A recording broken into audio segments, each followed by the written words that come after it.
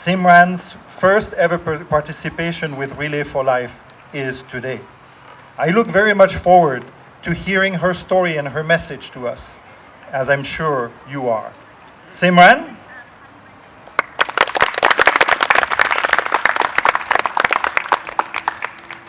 Hi everyone. Before I begin, I just wanted to say how fortunate that we all are to witness so many people from so many different backgrounds coming together to walk for a cause close to all of our hearts.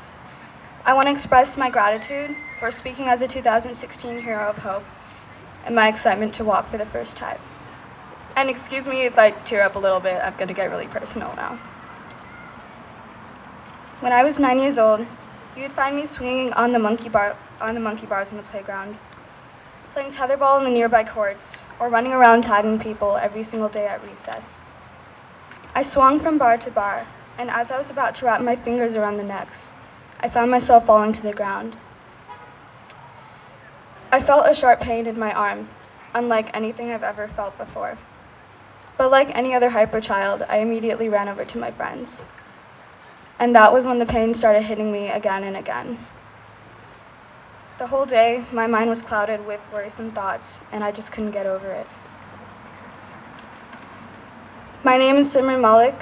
I'm 15 years old, and I'm a Ewing sarcoma cancer survivor. For those of you unfamiliar with this disease, Ewing sarcoma is an extremely rare bone tumor, usually found in young children or adolescents. And I was diagnosed with this in June of 2010. After coming home from school, I brought the strain and soreness in my arm to the attention of my parents, and we monitored my discomfort for a couple of days, mistaking it for growing pains until we took it to my doctors. And for the next 2 weeks, doctors kept pointing me to other doctors until I was forced to have an MRI and a biopsy. 2 days later, I walked into the room where an oncologist and my parents were awaiting me. And I listened to my oncologist tell me those 3 words. I love you. No, I'm just kidding. Actually, they were, you have cancer. But being only 9 years old, I didn't dwell on the fact that I had cancer too much because I could have never realized how much my life would change after that day. I started my first round of chemotherapy in July of 2010. I lost my hair, I lost my appetite, and I lost my ability to run or walk freely without a 6-foot IV pole trailing behind me. And for the next 9 months, my life would feel like an endless cycle of chemotherapy, food, and TV, so not everything felt bad, actually.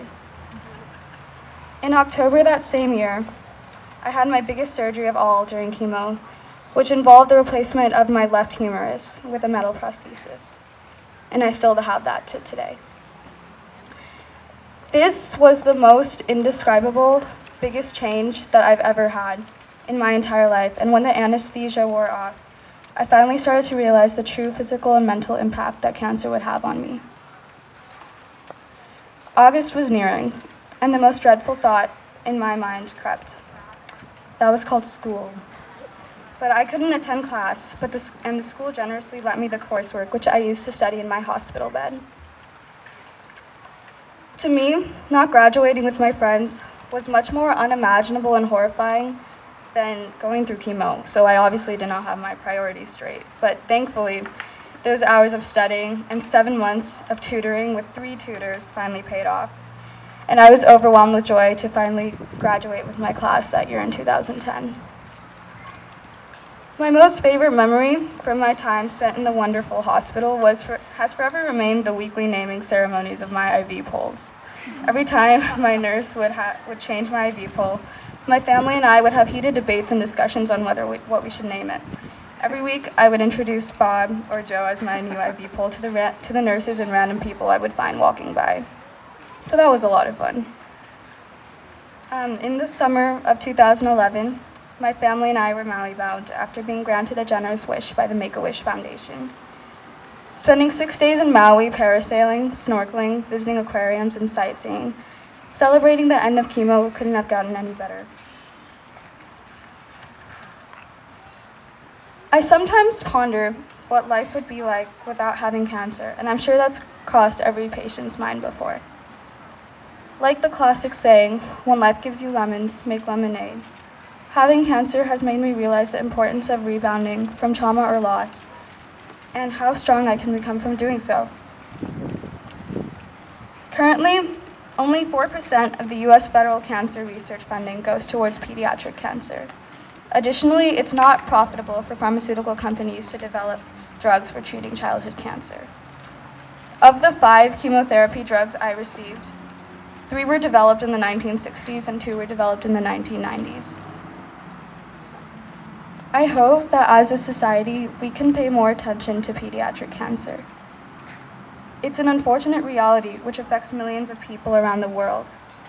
And with one lap at a time, we can work together to make this a rare phenomenon or even unknown. Thank you.